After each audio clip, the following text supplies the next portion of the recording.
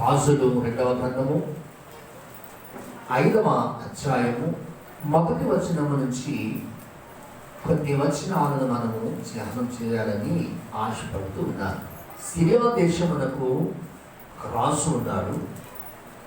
Syria దేశానికి ఒక సైన్యము ఉంది. అలాగున సిరియా దేశాన్ని రాజు సైన్యము కాపాడుకుంటూ ఆ దేశం మీదకి శత్రువు యుద్ధము చేయకుండా, ఆ దేశమును పొందబట్టకుండా, ఆ దేశ ప్రజలకు శాంతి భద్రతలు కాపాడుకుంటూ రాజు సైన్యము సిరియా దేశాన్ని కాపాడుకుంటూ ఉన్నారు. ఈ రీతిగా నడిపించబడుతున్నటువంటి దినాలు. దేవుని పిల్లారా, ఒక దేశాన్ని పరిపాలిస్తున్న రాజుకి నెమ్మది కావాలి, సమాధానం కావాలి. అది దొరకకపోతే కనుక దేశాలు శత్రువుల చేత పాడైపోతూ, శత్రువుల చేత నష్టపరచబడుతూ, శత్రువుల చేత నెమ్మది లేకుండా పోతుంది. దానివల్ల ఆధరికాలు పాడైపోతూ ఉంటాయి. దేవుని పిల్లారా, ఇశ్రాయేలు ప్రజలైనటువంటి వారిని పరిపాలించడానికి దేవుడు మొట్టమొదటిగా ఎవరిని ఎంపిక చేసుకున్నారు అంటే సౌలును అభిషేకం చేశాడు. ప్రప్రథమంగా ఇశ్రాయేలీయులను పరిపాలిస్తున్న సౌలు ఇశ్రాయేలీయులను సుమారు 40 సంవత్సరాలు పాలించాడు. ఎలా పాలించాడు అంటే తన దేశమైనటువంటి ఇశ్రాయేలు మీదకి శత్రువులు దండెత్తకూడదని కత్తి చేత పట్టుకుని దండెత్తున్న శత్రువులను పోరాటం చేసి కత్తితో చంపి తన దేశాన్ని కాపాడుకున్నాడు. అలాగున్న సౌలు ఇశ్రాయేలుని ఎంతకాలం పరిపాలన చేశాడంటే 45 సంవత్సరాలు. అతని ప్రవర్తనలో మార్పు రావడం వలన, అతని ప్రవర్తనలో మార్పు కనిపించడం వలన, అతనికి దేవునికి విధేయుడిగా కృతజ్ఞతగా లేని కారణంగా ఇశ్రాయేలీయుల మీద ఉన్నటువంటి ప్రేమ చొప్పున సౌలు యొక్క ఉన్నటువంటి రాజు అనే పదవిని తీసివేసి మరలా దావీదుకు ఇచ్చాడు. దావీదు ఇశ్రాయేలుకు రాజైన తర్వాత దావీదు కూడా కత్తి చేత పట్టుకొని తన దేశాన్ని కాపాడుకుంటూ ఉన్నాడు. శత్రువులు ఇశ్రాయేలు మీద దేశం మీద దండెత్తకుండా కత్తిని వాడుతూ దేశాన్ని కాపాడుకుంటూ సంరక్షించుకుంటూ ఉన్నారు. అదే మాదిరి కూడా దావీదు కూడా సుమారు 40 సంవత్సరాలు పరిపాలన చేశాడు. దేవునికి స్తోత్రం. సౌలు 40 సంవత్సరాలు పరిపాలన చేశాడు. దావీదు 40 సంవత్సరాలు పరిపాలన చేశాడు. అతని తదుపరి సొలొమోను తన రాజరికాన్ని అప్పగించాడు. కానీ సౌలు చేసినట్లు దావీదు చేసినట్లు సొలొమోను చేయలేదు. ఎందుకు అంటే సొలొమోనికి రాజరికము లేక రాజు యొక్క అభిషేకం చేసేసరికి సొలొమోను గారికి 16 సంవత్సరాల వయసు. అంతవలన 16 సంవత్సరాల వయసులో పరిపాలించే జ్ఞానము, బుద్ధి, వినయము లేక దేవుడి దగ్గరికి వెళ్ళి ప్రార్థన చేశారట. అయ్యా, నేను బాలుడిని, నీ ప్రజలు చాలా గొప్ప వాళ్ళు, చాలా తెలివైన వాళ్ళు, మా తండ్రి గారి చెప్తూ ఉండేవాడు, అందువల్ల వీళ్ళని పరిపాలించాలంటే నాకు జ్ఞానం లేదు, నాకు జ్ఞానం ఇవ్వవా అని అడిగాడట. అప్పుడు సొలొమోనుకి దేవుడు అన్నాడు, నువ్వు ఘనతైనను ఐశ్వర్యమైనను అనకుండా నువ్వు జ్ఞానం అడిగావు కనుక జ్ఞానమును, ధన ఘనతలను, ఐశ్వర్యము నీకు ఇస్తున్నాను అని చెప్పి జ్ఞానంతో అన్నీ ఇచ్చాడు. దేవుడులారా, సొలొమోను కూడా ఇశ్రాయేలుని 40 సంవత్సరాలు పరిపాలించాడు.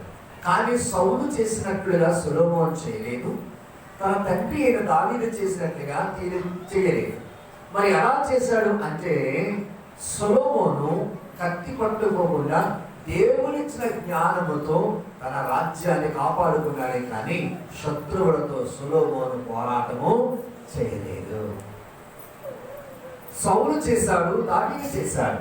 కానీ సొలొమోను దేవుడిని జ్ఞానము అడిగినందున, దేవుడు జ్ఞానం ఇచ్చినందున, దేవుని జ్ఞానము కలిగినటువంటి సొలొమోను తన ప్రజలైన ఇశ్రాయేలును శాంతి భద్రతలతో నడిపించాడు, కాపాడుకున్నాడే కానీ అతడు కత్తి పట్టుకుని యుద్ధాలు మాత్రము చేయలేదు.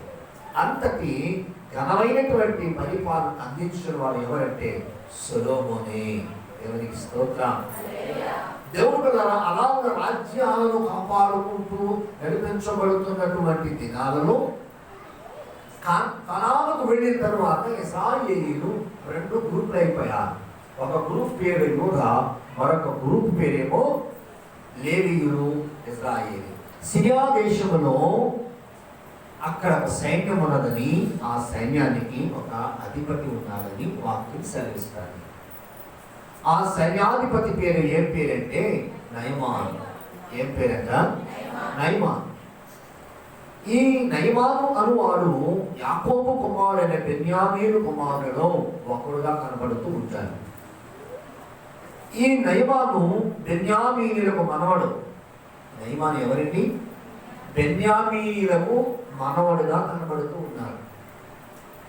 యాకోబు కుమారులలో, బెన్యామీను కుమారులలో ఒక వ్యక్తిగా కనబడుతున్నటువంటి ఈ నయమాను ఒక మంచి దేశములో సైన్యాధిపతిగా ఉన్నాడు.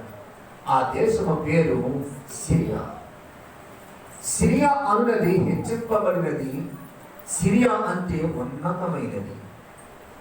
2 భావాలతో తన దేశము తొలతూగుతూ ఉంది. హెచ్చించబడింది, ఉన్నతమైనదిగా ఉంది. సిరియా దేశంలో చక్కని పరిపాలన అందిస్తున్నాడు రాజు. సిరియా దేశానికి శాంతి భద్రతలు కల్పిస్తున్నాడు నయమాను. నయమాను జీవితంలో దేవుడు ఒక గొప్ప కార్యాన్ని చేయాలనే ఉద్దేశంతో నయమాను రాజుకి ఎలా ఉన్నాడంటే దగ్గరయ్యాడు. దేవుడు పిల్లారా, రాజుకు దగ్గర అవుతూ ఉండాలి. రాజుకు సమీపముగా ఉండాలి. రాజుకు విధేయుడుగా ఉండాలి. రాజు దగ్గర నమ్మిన బడుగా ఉండాలి.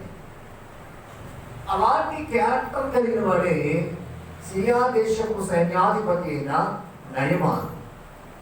నయమాను దేవుడు పిల్లల సిరియా దేశ రాజుకి, రాజు యొక్క దృష్టికి ఘనుడై, యజమాను దృష్టికి ఘనుడై, పరాక్రమశాలి అయి అతడు తన యొక్క శాంతి భద్రతలను దేశానికి ఇస్తూ ఉన్నారు. అలాంటి ఉన్నతమైన పదవిలో, ఉన్నతమైన ఉద్యోగంలో ఉన్నటువంటి నయమాను ఒక రహస్యాన్ని తనకు తప్ప ఎవరికి, ఇంటి వారికేమి రాజుకేమి తెలియకుండా దాచిపెడుతూ జీవిస్తూ ఉన్నారు. దేవునికి స్తోత్రం. మనం కూడా కొన్ని రహస్యాలు దాచిపెడుతూ ఉంటాం. రహస్యాలు దాచిపెడితే నష్టపోతామండి. రహస్యాలను ఎప్పుడు కూడా దాచిపెట్టుకోకూడదు. దేవుని పిల్లారా, ఈ రోజున మనం కూడా మన ప్రార్థనా జీవితంలో ఎన్నో రహస్యాలను మన రాజు అయిన మన ప్రభు అయిన యేసు క్రీస్తుకి సెలవిస్తూ ఉంటాం. రాజుతో చెప్పుకోవాలి. రాజు అయిన మన ప్రభువుకి ఎప్పుడైతే నీ రహస్యాన్ని చెప్తావో ఆయన కనికరం చూపిస్తాడు, ప్రేమను చూపిస్తాడు. అప్పుడు నువ్వు మేలు పొందుకుంటావు. దేవుడులారా, రహస్యముగా దేవునికి చెప్పరండి. నీ దేవుడు రహస్యమైన వాడు. నీ దేవునికి రహస్య కార్యాలను జరిగించడానికి ఆయన సిద్ధముగా ఉన్నాడు. నీ దేవునికి నువ్వు చెప్పాలి, ప్రభువా నా స్థితి, నా పరిస్థితి ఎలా ఉంది, నన్ను దర్శించండి అని చెప్పాలి. అప్పుడు ప్రభువు నీ కార్యాన్ని జరిగిస్తాడు. నువ్వు దేవునితో పోరాటం చేయాలి, కానీ నువ్వేం చేస్తావంటే పక్కలతో పోరాటం చేస్తావు, తోటికోళ్ళతో పోరాటం చేస్తావు, ముందింటోళ్ళతో పోరాటం చేస్తావు, స్నేహితురాలతో స్నేహం చేసినట్టు ఉంటావు, కానీ స్నేహితురాలతో రహస్యమైన పోరాటం చేస్తావు. పాస్టర్ గారితో అయ్యా పాస్టర్ గారు వందనాలు అంటావు, వెనకాల వెళ్ళి వందనాలు అంటావు. ఇలాంటి ఎన్నో చేసుకుంటాం. దేవుని స్తోత్రం చెప్తాం. హల్లెలూయా. దేవులారా, ఇలా ఉన్న సిరియా దేశపు సైన్యాధిపతి అయిన రాజుకు ఘనుడై, దయ పొందిన వాడై, రాజు యొక్క సన్నిధిలో పరాక్రమశాలి, నమ్మకముతో ఉన్నాడు. కానీ అతనికి రహస్యముగా మాత్రము ఒకటి కనిపిస్తుంది. ఏంటయా అంటే అదొక వ్యాధి. నయమానికి నయం కాని రోగం ఒకటి ఉంది. ఇంకా అర్థమైందా? అతని పేరేం పేరు? నయమాను. నయమానికి ఏముందంట? నయం కాని రోగం ఉంది, స్వస్థత లేని రోగం ఉంది, విడుదల లేని రోగం ఉంది. ఇతడు ఎవరు అంటే మనోహరమైన వాడు, నయమాను అంటే ఏంటి? మనోహరమైన వాడు, మనసుకు రాజుకి రాజు మనసును సంతోష పెట్టిన వాడు, రాజు మనసును ఆనంద పెట్టిన వాడు, రాజుకు మంచి నిద్ర ఇచ్చిన వాడు, రాజు హాయిగా పడుకున్నాడు అంటే సైన్యాధిపతి కాపలా బాగుంది అని అర్థం. మనం ఈ రోజున బాగున్నాము అంటే మన మిలిటరీ వ్యవస్థ బాగుంది అని అర్థం. ఈ రోజు చక్కగా పనులు చేసుకుంటున్నాము అంటే మన యొక్క సైనిక బృందం వ్యవస్థ బాగుంది అని అర్థం. వాళ్ళ కనుక వ్యవస్థ బాగోకపోతే, వారే బలహీనులైతే ఎప్పటికీ చైనా దేశం మన మీద ఎప్పుడో దండెత్తులు ముందు అక్రమ తర్వాతనే యుద్ధం జరిగిపోను, నష్టాలు జరిగిపోయి మనం కూడా పెట్టలు రానట్టు రాలిపోదు. అప్పుడు మందిరం లేదు, ప్రార్థన లేదు. ఎవరు ప్రార్థన రమ్మని అంటావు? ప్రార్థన రాలేదు, పాత్రలు రావడం ఎందుకంటే ఉంటే కదా. దేవుని బిడ్డలారా గ్రహించండి, మనోహరమైన వాడు, రాజును సంతోష పెట్టాడు, రాజుని ఆనందింపచేశాడు, రాజుకు మంచి నిద్ర ఇచ్చాడు, రాజుకు ధైర్యాన్ని ఇచ్చాడు, రాజుకు మంచి బలముగా ఉన్నాడు, గుండె ధైర్యముగా ఉన్నాడు, గుండె నిబ్బరముగా ఉన్నాడు, రాజుకు మంచి భరోసా ఇచ్చాడు. నేనున్నాను రాజా, నీ నిద్రభంగము కలగదు, నీ దేశం మీదికి, నీ ప్రాణం మీదికి, నీ ఆస్తి మీదికి, నీ ప్రజల మీదికి, నీ ప్రజల ఆస్తి మీదకి, నీ గొర్రెల మీదకి, నీ గాడుల మీదకి, నీ ఎద్దుల మీదకి, నీ ఒంటెల మీదకి, నీకున్న ఏ ఆస్తి అనే మీదకి రాకుండా చూసుకునే బాధ్యత నాకుంది అని రాజు ప్రేమను, రాజు దయను పొందుకున్న దైవానికి రహస్యమైన వ్యాధి ఒకటి ఉంది. ఆ వ్యాధి కుష్ఠరోగము. దేవునికి స్తోత్రం. దేవుని బిడ్డలారా, మనోహరమైన వాడే. ఇంకా ఏమన్నంటే నయమాను అంటే ప్రియమైన వాడు. రాజుకి ఎలాంటి వాడిది? ప్రియమైన వాడు. ప్రియాతి ప్రియమైన అని వాడు ఉత్తర రాసే వాళ్ళు పూర్వకాలం నేను చాలా రాసేశాను. ఏమని ఉత్తర రాసిన ఏమని వాడండి? ప్రియాతి ప్రియమైన, గౌరవనీయులైన తల్లిదండ్రులకు, స్నేహితులకు, బంధుమిత్రులకు, వాళ్ళకి వేడకని చెప్పి ఒక ఉత్తరం రాసేవాడు. అదే కదా.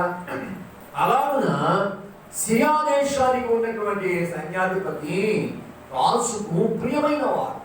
సిరియా దేశము దేవుని పిల్లలు ఉన్నతమైనది, హెచ్చింపబడినది అని రాస్తూ ఉన్నాం. దేవుని పిల్లరా, దీనికి మెయిన్ క్యాపిటల్ సిటీ ఎక్కడుందంటే షోమ్రోనులో ఉంది. ఎక్కడుందంట? షోమ్రోను. దైవ జనాంగమా, షోమ్రోను యెరూషలేమునకు 42 మైళ్ళ దూరంలో ఉంటూ షోమ్రోనునికి మంచి నగరాన్ని వ్యాప్తి చేసి, షోమ్రోనుకి కొన్ని వ్యాపారాలు తీసుకొచ్చి, షోమ్రోనుని వ్యాపార కేంద్రముగా మార్చి, ముఖ్య పట్టణముగా మార్చి, షోమ్రోనుని పరిపాలన కేంద్రముగా మార్చి, అక్కడ రాజు నివాసము చేస్తూ ప్రజలకు సంతోషకరముగా పరిపాలన అందిస్తూ ఉన్నారు. యెరూషలేమునకు ఉత్తర భాగమున ఉన్నటువంటి షోమ్రోను దేవుని బిడ్డలారా, అక్కడ దేవుని యొక్క లేవీ గోత్రమును, లేవిది ఇశ్రాయేలు గోత్రములు కాక మిగిలిన గోత్రాలు షోమ్రోను పట్టణములో ఉన్నాయి. అందుకని ఆ ప్రాంతమును ఏమన్నారంటే సమరయుల ప్రాంతం అన్నారు. ఆ ప్రాంతాన్ని జ్ఞాపకము చేసుకుంటూ దేవుణ్ణి స్తుతిస్తున్నటువంటి సమయాలలో ఆ ప్రాంతంలో ఒక మంచి ప్రవక్త ఉన్నాడు. ఆ ప్రాంతంలో ఉన్న ప్రవక్త ఎవరు అంటే ఎలీషా. ఎలీషా అనగా దేవుడు రక్షకుడై ఉన్నాడు అని అర్థం. దేవుని పిల్లలు షోమ్రోను పట్టణానికి రక్షకుడు ఉన్నాడు. కుమారదేవ గ్రామానికి రక్షకుడు ఉన్నాడు. నీ కుటుంబాలకు రక్షకుడు ఉన్నాడు. ఆ రక్షకుడు మన ప్రభు అయిన యేసుక్రీస్తు. దేవుని పిల్లల రక్షకుడు లేకపోతే ప్రతి వ్యవస్థ పాడైపోతారు. అందుకని ఏలియా పరిచారకుడుగా, ఏలియాకు శిష్యుడిగా ఉన్నటువంటి ఎలీషా గొప్ప ప్రవక్తగా నడిపించబడుతూ, దేవుని చేత వాడబడుతూ, దేవుని చేత నడిపించబడుతూ, రాజుకు సమాచారం కావాలన్నా, ప్రజలకు సమాచారం కావాలన్నా ఎలీషా యొక్కకు వచ్చి దేవుడు మా నిమిత్తమై ఏ కార్యాలు చేస్తున్నాడు అని సమాచారాలను ప్రవక్తను అడుగుతూ ఉండేవారు. ఎందుకో తెలుసా? ప్రవక్త పట్టణానికి దూరముగా ఉండేవాడు. ప్రవక్త పట్టణానికి దూరంగా ఉండాలి. ప్రవక్త ప్రజల మధ్యలో ఉండకూడదు. పట్టణానికి ప్రజలకు దూరంగా ఉండాలి. ఎందుకు దూరంగా ఉండాలి అంటే ప్రవక్త అనువాడు దేవునికి దగ్గరగా ఉండాలి, దేవునికి సమీపిస్తూనే ఉండాలి, ఎప్పుడు దేవునితో నివాసం చేస్తూ ఉండాలి. ఇక ఎవరిని సమీపించకూడదు, ఎవరితో మాట్లాడకూడదు. ప్రవక్తకు భార్య ఉండకూడదు, ప్రవక్తకు బిడ్డలు ఉండకూడదు, ప్రవక్తకు సంసారం ఉండకూడదు. ప్రవక్తకు ఎన్ని ఉన్నా, ప్రవక్తకు ఏమి లేకపోయినా, ప్రవక్త బ్రతికినా, ప్రవక్త చనిపోయినా దేవుని కొరకే ఉండాలి, దేవుని కొరకే చనిపోవాలి. అలాంటి ప్రవక్త ప్రవచనాలు చెప్తారు. భార్యను కలిగిన వాడు ప్రవచనాలు చెప్తే దొంగ ప్రవచనాలు అంటారు. ఒకవేళ నిజంగా దేవుడు అలా వాడుకుంటే సంఘములో అవి జరగాలి. దేవుడు పిల్లరా, అలాగున ప్రవక్త అయినటువంటి ఎలీషా కూడా అక్కడే దగ్గరగా ఉన్నటువంటి పట్టణానికి దగ్గరగా ఉన్నాడు. అలాంటి సమయంలో ఈ యొక్క నయమాను రోగము కలిగిన వాడై, రోగభరితుడై, రోగము చేత పీడితుడై, స్వస్థత లేక, నెమ్మది లేక, సమాధానం లేక, రోగముతో ప్రతి దినం నలిగిపోతూ ఉన్నాడు. హృదయానికి శాంతి సమాధానాలు కొలువైపోయాయి. అతనికి శాంతి సమాధానాలు లేవు, కానీ సిరియా దేశానికి మాత్రము శాంతి సమాధానాలు సమకూరుస్తూ ఉన్నాడు. దేవుడున్నారా, అలాంటి సిరియా దేశపు సైన్యాధిపతి అయినటువంటి నయమానుకు నయం కాని కుష్ఠరోగం ఎప్పుడైతే ఉందో, ఆ వ్యాధి రాజుకు తెలిసినా, ప్రజలకు తెలిసినా తన పదవికి ముప్పు వస్తుంది. ఎందుకు తెలుసా? సైన్యంలో ఉన్నవాడికి మచ్చ ఉండకూడదు, సైన్యంలో ఉన్నవాడికి తెల్ల మచ్చలు ఉండకూడదు, సైన్యంలో ఉన్నవాడికి రోగాలు ఉండకూడదు. సైన్యంలో చేరాలంటే వాడు అన్ని విషయాల్లో ఆరోగ్యవంతుడై ఉండాలి. దేవునికి స్తోత్రం. మొన్న ఒక ఆయన కనిపించాడు, మంచి హైట్ ఉన్నాడు, వెయిట్ ఉన్నాడు. నన్ను నువ్వు పోలీస్ సెలెక్ట్ అవుతానైనా నువ్వు వెళ్ళరాదు అన్నా. వెళ్ళొచ్చారైనా మరి ఎందుకని అంటే అయిపోయింది, ఏమైపోయిందంటే నాకు ఉద్యోగం ఇంకేమో సంగతి ఉన్నావు కదా, బహుశా నీకు రికమెండేషన్ లేదు, డబ్బు లేదేమో, ఊరికండి అన్ని ఈవెంట్స్లో నేను ముందున్నాను, ఫస్ట్ నాదే అన్నాడు. అవునా, మరి ఉద్యోగం ఎందుకు రాలేదా అని అడిగితే ఆయనకి వీపు పైన తెల్ల మచ్చ ఉన్నాను. ఆ మచ్చ గురించి ఉద్యోగము నేను చెప్తాను. ఉద్యోగము తెల్ల మచ్చ ఉంటే సైనికుడిగా పని చేయడు. మరి ముఖ్యంగా కుష్ఠరోగం ఉంటే ఎవడో పని చేయడు. నయమాని కుష్ఠరోగం ఉందని సిరియా దేశంలో రాజు కానీ సిరియా ప్రజలకు కానీ తెలిస్తే ఏమైపోతుంది? పదవి పోతుంది, రాచరికము పోతుంది, నిషేధించబడతాడు, పట్టణం నుంచి బయటకు త్రోసివేయబడతాడు, నెత్తివేయబడతాడు, అవమానపరచబడతాడు. అందుకని ఇవన్నీ కలగకుండా నయమాను కలిగిన కుష్ఠరోగాన్ని ఏం చేశాడు? రహస్యముగా దాచుకున్నాడు. దేవునికి స్తోత్రం చెప్పండి. హల్లెలూయా, హల్లెలూయా, హల్లెలూయా. 2వ వచనం చదువుదాం. సిరియనులు గుంపులుగా బయలుదేరి ఇశ్రాయేలు దేశం మీదకి పోయి ఉన్నారు. వారక్కడ నుండి ఒక చిన్నదాన్ని తెచ్చుకుని నయమాను భార్యకు పరిచారము చేయించుండెను. అది షోమ్రోనులో ఉన్న ప్రవక్త దగ్గర నా ఏలిన వాడు ఉండవని నేను ఎంతో కోరుచున్నాను. అతడు నా ఏలి వారికి కలిగిన కుష్ఠరోగం బాగు చేయనంత యజమానురాలితో చెప్పాను. ఎవరికి స్తోత్రం. పొద్దున్నే దేవగారి నయమానంట రహస్యంగా ఒక గది కట్టుకున్నాడంట. అందులో వెళ్ళిపోయి కుష్టి వ్యాధి, కుష్టి పురుగులు ఉంటాయి కదా, కుష్టి పురుగులు ఉంటాయి, అవి క్లీన్ చేసుకుని కట్టులు కట్టుకుంటాడంట. బాధే కూడా కావదంట. అంత రహస్యంగా మెయింటైన్ చేస్తున్నారు. చాలా మంది కూడా భార్యలు భక్తులు తెలియకుండా మెయింటైన్ చేస్తారు. అదే భక్తులు కూడా భార్యలు కలగకుండా మెయింటెనెన్స్ చేస్తూ ఉంటారు. మీకు మెయింటెనెన్స్ అంటే వేరే అనుకోండి. మీకు తెలవకుండా డబ్బులు వేయమని, మీకు తెలవకుండా బ్యాంకులో డబ్బులు కట్టమని అవి చేస్తూ ఉంటారు. ఎందుకంటే ప్రతి భక్త భార్యను సర్ప్రైజ్ చేయాలి. నేను స్తోత్రం చెప్పండి. గవర్నమెంటే మీరు అలా చెప్తారు కానీ మా దుర్మార్గం నా బతుకలు అయిపోయింది, లేదా ఆడికి నాకు పెట్టి ఆడికి నాకు కాపురం పెట్టి అసలు నా పక్కన నిలబడితే సరిపోతుందా అని కొంతమంది అనుకుంటున్నారు. దేవుని పిల్లరా, భార్య దొరికిన వానికి చెప్పలేదని, భార్య దొరికిన వానికి ఏం దొరికినామా లేదు. ప్రతి భార్య పురుషునికి ఎలా ఉండాలి తెలుసా? మేలుకరంగా ఉండాలి, ఉపకారిగా ఉండాలి. అంతేగాని ఆ భర్తకు కీడు తెచ్చే భార్యగా ఉండకూడదు, అపకీర్తి తెచ్చే భార్యగా ఉండకూడదు. అత్తవారింటిలో అతని భార్య కనురాలుగా ఉండాలి. దేవుని పిల్లగా వీళ్ళు ఇశ్రాయేలు దేశానికి వెళ్ళి ఆ దేశాన్ని యుద్ధం చేసి ఆ దేశంలో ఒక చిన్న దాన్ని చెరపట్టి లేక దోచుకొని తెచ్చేసుకుని ఆ చిన్నదాన్ని ఎక్కడ పెట్టారంటే నయమాను ఇంట్లో నయమాను భార్యకు పరిచర్య చేయడానికి పెట్టారు. ఏం చేయబడారండి? పరిచర్య చేయడానికి పెట్టారు. ఎప్పుడైతే పరిచర్య చేస్తుందో ఒక రోజున ఆమె పరిచర్య చేస్తూ ఉండగా నయమాను కిటికీ తలుపులు సరిగ్గా వేసుకోకుండా ఆ కుష్టుని శుభ్రం చేసుకుంటూ ఉన్నాడు. ఎప్పుడైతే కుష్టుని శుభ్రం చేసుకుంటూ ఉన్నాడో ఇశ్రాయేలు దేశంలో చెరపట్టబడి ఒక చిన్నది పరిచర్య చేస్తూ చీపురుతో తుడుస్తూ కిటికీ వైపు చూసేసరికి అతను కుష్టుని కడుక్కొని కట్లు కట్టుకుంటూ ఉన్నాడట. అది ఎరిగినటువంటి ఆ చిన్నది యజమానుల దగ్గరికి వెళ్ళింది. దేవునికి స్తోత్రం చెప్పండి. ఏమంటుందండి? ఆ చిన్నదానికి ఉన్న పరిజ్ఞానం ఎంత గొప్పదో చూడండి. ఆ చిన్నదానికి ఉన్నటువంటి అనుకువ మెలుకువ ఎంత మంచిదో చూడండి. నేరుగా రాజు ఎంతకు వెళ్ళలేదు. రోజు రాజుగారితో మాట్లాడుతూ సైన్యాధిపతితో మాట్లాడుతుంది, సైన్యాధిపతికి టిఫిన్ పెడుతుంది, భోజనం పెడుతుంది, అంత పరిచయం చేస్తుంది. కానీ రాజుకు సైన్యాధిపతికి నయమానికి రోగం ఉందని గ్రహించినా కానీ డైరెక్ట్ గా నయమాన్ని వెళ్ళి అడగలేదు. కుష్టి వ్యాధి ఉంటే ఇష్టం ఉన్నది. అలాంటిది గ్రహించి నయమాను భార్య ఎక్కడికి వెళ్ళి అన్నదట, అమ్మా నీకు ఒక చిన్న మనవి చెప్పాలని ఆశపడుతూ ఉన్నాను.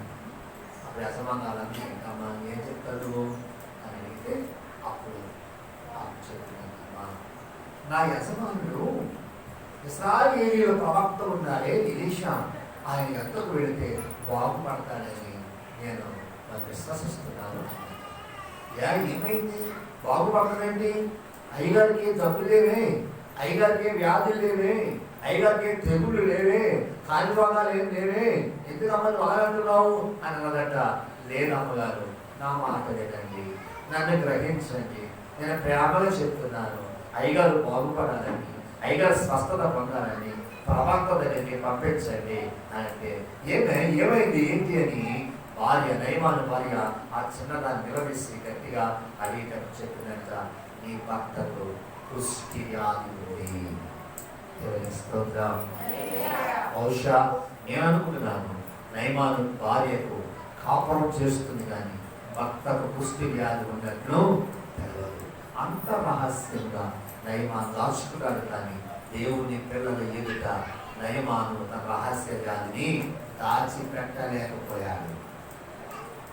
దేవుని పిల్లరా, దేవుని బిడ్డలు ఇశ్రాయేలీయులు ఎవరండి? దేవుని బిడ్డలు ఇశ్రాయేలీయులు, దేవుని బిడ్డలు. దేవుని బిడ్డలైన వారు దేవునికి ఏ మర్ర పెట్టినా దేవుడు కార్యం చేస్తాడు. అయితే నయమానికి చెప్పేదంట భార్య వెళ్ళి, అయ్యా ఆ చిన్నది నేను చూసిందంట, నీ కుస్తీ వ్యాధి ఉందంట, నేను నీకు కాపురం చేయను, నాకు విడాకులు ఇచ్చేయి, నాకు ఆస్తి అందిస్తావు అంత ఇచ్చేయి, నేను మా అమ్మగారికి వెళ్ళిపోతాను, ఎంత నన్ను అన్యాయం చేస్తావా, ఎంత నన్ను నువ్వు మోసం చేస్తావా, అసలు భక్తులే కాదయ్యా, ఎలాంటి వాడు అలాంటి వాడు అని చెప్పేసి ఎంత మాత్రం దావాయికి పెట్టలేదు. మరి ఏం చేసింది? భర్తను ప్రవక్త యొక్కకు పంపటానికి ఇష్టపడింది. అదే ఎవరైతే ఇప్పటికే రచ్చరచ్చ చేసేస్తారండి. రచ్చబండ దగ్గరికి వెళ్ళిపోతారు, పెద్దలు తీసుకొస్తారు, అన్నదమ్ములు తీసుకొస్తారు, ఇంకెవరెవరు తీసుకొస్తారు. ఆవిడకు గ్రూప్ ఉంటుంది, ఆ గ్రూప్ కూడా తీసుకొస్తారు. నన్ను మోసం చేశాడు, ఎలా చేశాడు, ఇది ఎలాంటి ఇది అలాంటి అడుగుతారా అడగరా కలుగుతారా కడగరా అని చెప్పేసి భర్తను నిలదీసేస్తారండి. ఎవరండి? నయమాను భార్య అలాంటిది కాదండి. భర్తకు లోబడింది, భర్తను ప్రేమించింది. భర్త అంటే ఎంత గౌరవం తెలుసుకుంది. భర్త అంటే తన కిరీటం వంటివాడు. ఆ కిరీటాన్ని నేను అన్యాయం చేయకూడదు, ఆ కిరీటానికి మేలుగా ఉండాలి అని చెప్పి ప్రవక్త యొద్దకు నయమాను పంపించింది. నయమాను అన్యుడైనప్పటికీ ప్రవక్త యొద్దకు ఎలా వెళ్ళాడు అంటే 5వ వచనం చదువుతండి. సిరియా రాజు, నేను ఇశ్రాయేలు రాజులకు దూత చేత పత్రిక పంపించేదని ఆజ్ఞ ఇచ్చాను కనుక అతడు 20 మణుగుల వెండి, 1,20,000 రూపాయలు బంగారం, 10 దుస్తుల బట్టలు తీసుకుని ఇశ్రాయేలు రాజులకు పత్రికను దేవునికి స్తోత్రం.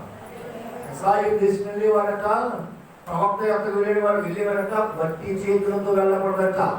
నీకు అర్థమైందా? దైవజనుడి యొక్కకు వెళ్ళినా, దైవజనుడు మీ ఇంటికి వచ్చిన దైవజనుడిని బట్టి చేతులతో పంపకూడదు. దైవజనుడికి నువ్వు కలిగిన వాటిలో నువ్వు కానుకిస్తూ ఉండాలి. నువ్వు ఎంత కలిగినా పర్వాలేదు, ఎంత కానుకిచ్చినా పర్వాలేదు, కానీ నీ దగ్గర ఏమీ లేకపోతే లాస్ట్ నీడనే మనడు యేసయ్యా. కాబట్టి దేవుని పిల్లారా, అందుకని యజమానులు గ్రహించి, ఆ రాజు సిరియా దేశరాజు గ్రహించి ఇశ్రాయేలు దేశంలో రాజులకు కొన్ని కానుకలు పంపుతూ ఉన్నాడు. ఎందుకో తెలుసా? ఎక్కడి నుంచి మా సైన్యాధిపతిని పంపిస్తున్నాడు, మీ దేశంలో ప్రవక్త ఉన్నాడంట, అతను బాగు చేస్తాడట, దేవునికి మొర్ర పెడతాడట, అతను ప్రార్థన చేస్తే కార్యాలు జరుగుతాయట, ఆ సైన్యాధిపతిని పంపుతున్నాను, అందుకని కానుకలు స్వీకరించమని చెప్పి పంపించాడు. ఇశ్రాయేలు రాజు కొంచెం అనుమానించాడు, కానీ తర్వాత వాటిని ఒప్పుకోలేదు, కానీ ప్రవక్త యొక్కకు పంపించాడు. దేవునికి స్తోత్రం. హల్లెలూయా, హల్లెలూయా. దేవులారా, ఇశ్రాయేలు రాజు గురించి చికాకే పుట్టినాయి ఈ కానుకలు చూసి. అందుకని ఇశ్రాయేలు రాజు ఏం చేసా, వస్త్రాలు చింపుకొని సంగతి దైవజనుడు ఎలీషాకు వినబడినప్పుడు అతడు, నీ వస్త్రములు ఎందుకు చింపుకుంటున్నావు? ఇశ్రాయేలు ప్రవక్త ఒకడు ఉన్నాడని నీకు తెలియదా? సమస్య వస్తే ఎందుకు బాధపడుతున్నావు? సమస్య వస్తే నీ సమస్యలు నువ్వు ఎంత మాత్రం కూడా ఓర్పు సహనం కలిగి ఉండకపోతే ప్రాబ్లమ్స్ వస్తాయి. నేనున్నాను కదా, ప్రవక్తైన వాడిని ఉన్నాను కదా, బట్టలు వేసుకో. ఆ యొక్క సైన్యాధిపతి అయినటువంటి నయమాన్ని నా దగ్గర పంపించు. దేవునికి స్తోత్రం. హల్లెలూయా. ఎప్పుడైతే ప్రవక్త యొక్క నయమాన్ని వెళ్ళాడు, నయమానికి సంతోషం వచ్చింది. ప్రార్థన చేసి స్వస్థత కలుగులు నాకు అంటాడు, ప్రార్థన చేసి టచ్ అంటాడు, ప్రార్థన చేసి అంటాడు, ప్రార్థన చేసి కింద కొట్టేస్తాడు, పర్వాలేదు. ప్రార్థన చేసి చెయ్య ఎలా అంటాడు, పర్వాలేదు. ప్రార్థన చేసి చెయ్య ఎలా అంటాడు, పర్వాలేదే అని చెప్పేసి చక్కగా సంతోషంతో నయమాన్ ఉన్నాడు. దేవుని స్తోత్రం. హల్లెలూయా. ఎలీషా యొద్దకు నయమాను పంపించబడ్డాడు. నయమాను వెళ్ళాడు, అయ్యా నా రోగం ఇది, నువ్వు ప్రార్థన చేస్తావట, నీ దేవుడు గొప్పవాడంట, మా ఇంట్లో నీ దేశము చెన్నది ఒకటి ఉన్నది, ఆమె చప్పగా వింటిని పప్పగా వచ్చింది కనుక నా యందు దయ చూపించి నా కొరకు ప్రార్థన చేయన్నాడంట.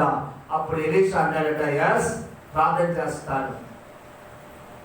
ప్రార్థన చేసి నామిన అనగానే నయమాను ఒళ్ళు చూసుకుంటాడంట, ఎక్కడెక్కడ ఆ పుష్టుకుండా తగ్గిపోయింది అక్కడే. ఇది ఎందుకు తాకలేదేంటి? ఈ ఉత్తి ప్రవక్త ఏమో, ఏ ప్రవక్తమ్మా? ఉత్తుత్తి ప్రవక్త ఏమో, ఇదేంటో బాబా అని చెప్పి అనుకుంటే అప్పుడు ఎలీషా అన్నాడట, నీవు ఇశ్రాయేలు దేశంలో శ్రేష్టమైన నది అని యోర్దాను నదికి వెళ్ళి 7 మార్లు మునిగి స్నానం చేయి, నీ కుష్టి నీ నుంచి రాలిపోతుందన్నాడట. హల్లెలూయా, హల్లెలూయా. ఎప్పుడైతే ప్రవక్త మాట చెప్పాడో, ఎప్పుడైతే ప్రవక్త నోట నుంచి మాట పలికిందో, వెంటనే నయమాను మొహాన్ని చిన్నపుచ్చుకుని కోపగించుకుని అలిగి, అనగడం అంటే ఎంత బాగా అలిగిపోతారు, కోపించుకోబట్టి ఎంత బాగా కోపించుకుంటారు.